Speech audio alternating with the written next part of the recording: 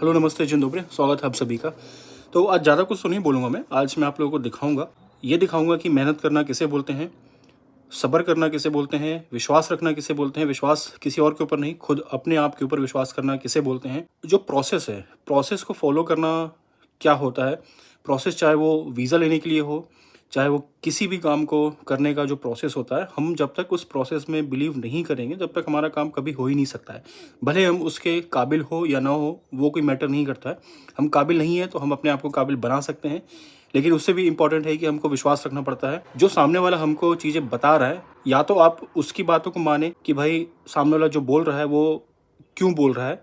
अगर उसने उस चीज़ को अनुभव किया है, उसका एक्सपीरियंस है और आप भी वही करना चाहते हैं, तो फिर आपको तो सामने वाले के ऊपर में विश्वास करना पड़ेगा। ये पूरी बात है एक लंबे प्रोसेस की, एक लंबे सब्र की। काफ़ी लोग हैं मुझसे जुड़े हुए हैं जिन लोगों ने वर्क परमिट अप्लाई किया है मेरे थ्रू। कुछ लोगों का वर्क परमिट आ चुका है, कुछ लोग अपॉइंटमेंट के लिए वेट कर रहे हैं, कुछ लोग वर्क परमिट का ही वेट कर रहे हैं। लेकिन मैं समझ सकता हूँ कहीं न कहीं आप लोगों के मन में शंका होगी कि यार नहीं हुआ तो?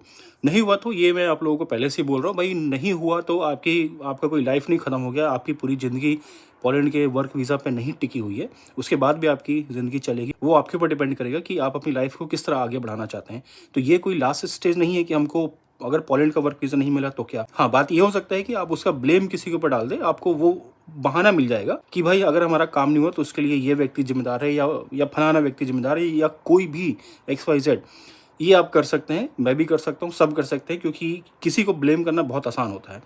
मेहनत करना थोड़ा मुश्किल होता है, पेशेंस रखना थोड़ा मुश्किल होता है, क्योंकि सबका सिचुएशन एक जैसा नहीं होता है कि सारे लोग पेशेंस रख पाएँ। लोग बहुत जल्दी में होते हैं कि बस फटाफट हमारा काम हो जाए, और एक तो अभी का समय ही फटाफट वाला है, 30 सेकंड वाला भी समय है, तो वैसे भी अब लोगों में सब्र नाम की चीज़ नहीं रह गई है। मैं आप लोगों को सिर्फ ये बताने आया हूँ कि एक मेरा एप्लीकेंट था और मेरा दोस्त भी था, एप्लीकेंट होने के साथ-साथ में मेरा दोस्त भी था इन द सेंस कि है अभी भी। और उसने विश्वास किया, उसने मेरे ऊपर विश्वास किया, प्रोसेस के ऊपर विश्वास किया, अपने खुद के ऊपर उसने विश्वास किया, और ऐसा नहीं है कि उसने आँख बंद करके विश्वास किया, लेकिन उसने किया। और उसने सिर्फ़ और सिर्फ़ प्रोसेस को फ़ॉलो किया है। प्रोसेस पे उसने विश्वास किया है, मैं ये बोलना चाहूँगा, रादर कि मेरे ऊपर विश्वास किया। करीब-करीब 2 साल या डेढ़ साल या 2 साल उसका जो पेशेंस था और उसका जो विश्वास था, वो आज उसे फल दिया, उसका रिज़ल्ट दिया। और उसे पोलैंड का वर्क वीज़ा रिसीव हुआ है, पिछले ही हफ़्ते रिसीव हुआ है। और ये काफ़ी इमोशनल पल था मेरे लिए भी और उसके लिए भी, हम दोनों के लिए काफ़ी इमोशनल था, क्योंकि जो उसकी जर्नी रही है पिछले डेढ़ साल, 2 साल में ये वीज़ा लेने के लिए, हालाँकि देखा जाए तो ये कोई बहुत बड़ी चीज़ नहीं है कि भई आपको जो है कहीं का वीज़ा मिल गया, तो ऐसा नहीं है कि आपने जो है सब कुछ अचीव कर लिया लाइफ़ में, ऐसा भी नहीं है। लेकिन जो सिचुएशन है, सिचुएशन को देख कर के तो ऐसा ही लग रहा है ना। और क्योंकि मैंने भी उसको जिया, मैंने जो मेरा आज से 4 साल पहले का जो मेरा टाइम था, उसको भी मैंने उसके साथ-साथ में जिया, मैंने उसको भी एक्सपीरियंस किया।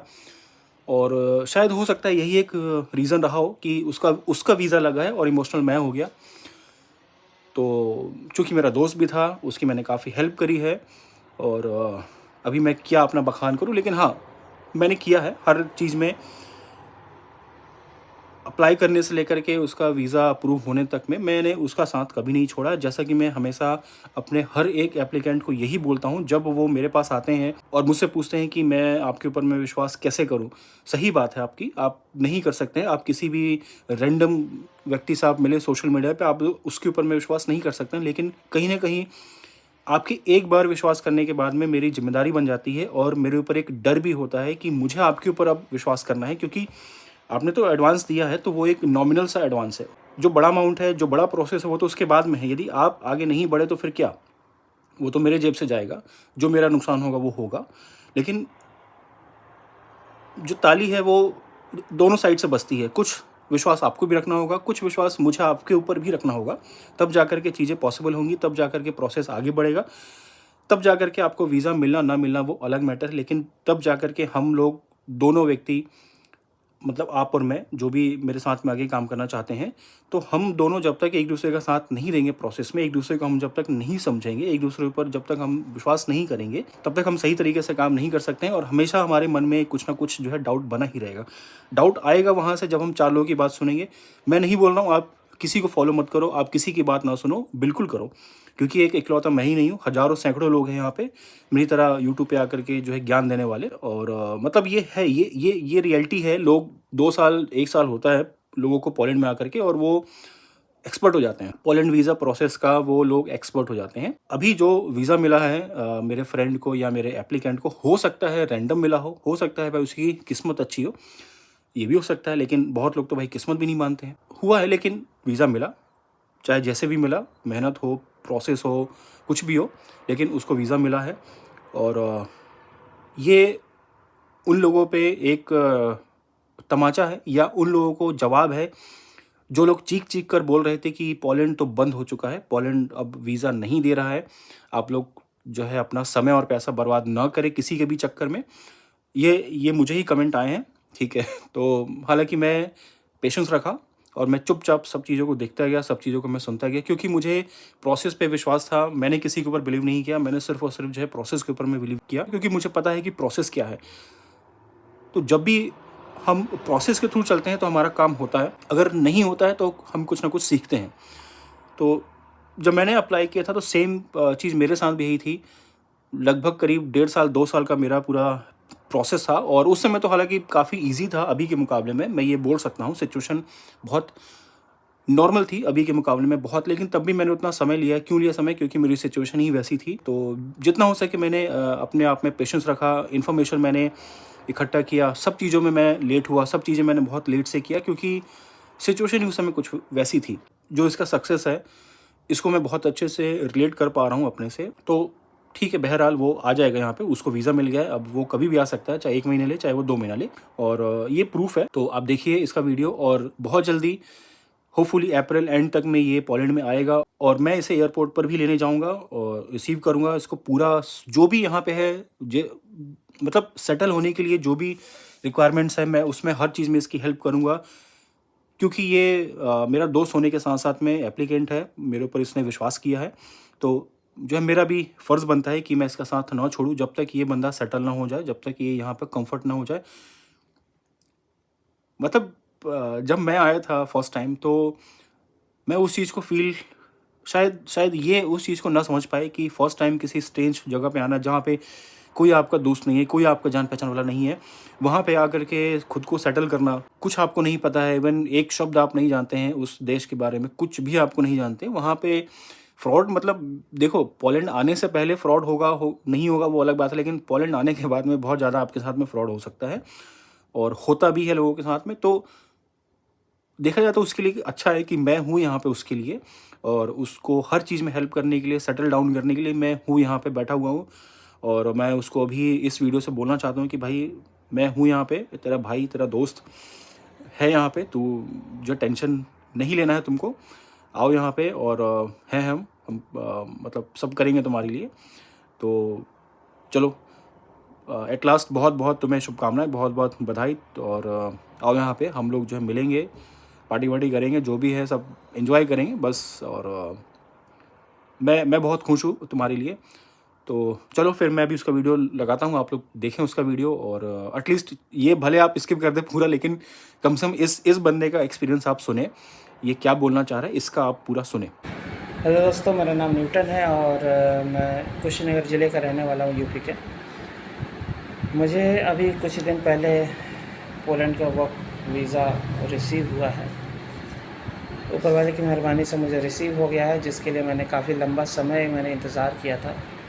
अप्रैल 2026 में मैंने अप्लाई किया था ई कॉन्सुलेट में, और मुझे मार्च 12, 2026 को मुझे वीज़ा मिला है। तो अप्रॉक्सीमेटली लगभग मैंने साल भर इंतज़ार किया। फरवरी 2026 को मेरा अपॉइंटमेंट था, और इन सब चीज़ों के लिए क्या कहते हैं, मेरा एक दोस्त है बहुत बढ़िया, रवि, राइट, उसने मेरा वर्क परमिट दिलवाया, वर्क परमिट अप्लाई किया, वर्क परमिट सेंड किया। मैं वीज़ा प्रोसेस के दौरान मुझे हर एक स्टेप बाय स्टेप मुझे गाइड किया, राइट। इन साल भर के दौरान जब हर बार ये होता था, मैं कभी कभार फ्रस्ट्रेट भी हो जाता था कि यार रहने देते हैं, छोड़ो। बट रवि था जो मुझे हर बार बोलते थे, नहीं यार, एक बार पेशेंस रख, हो जाएगा। इस चीज़ के लिए पेशेंस बहुत ज़्यादा ज़रूरी है और मुझे इसे समझ में आ रहा है कि हाँ ठीक है, क्यों ज़रूरी था पेशेंस। मुझे लगभग अगस्त 2026 में अगस्त 2024 में मेरा वर्क परमिट अप्लाई हुआ था। मुझे मिला मार्च में, मुझे मिला वर्क परमिट और अप्रैल में मैंने अप्लाई किया था, अप्रैल 2025 में। और चूँकि आप समझ ही सकते हैं कि अप्रैल 2025 में मैंने अप्लाई किया हूँ और मार्च 12 को मुझे मेरा वीज़ा मिला है।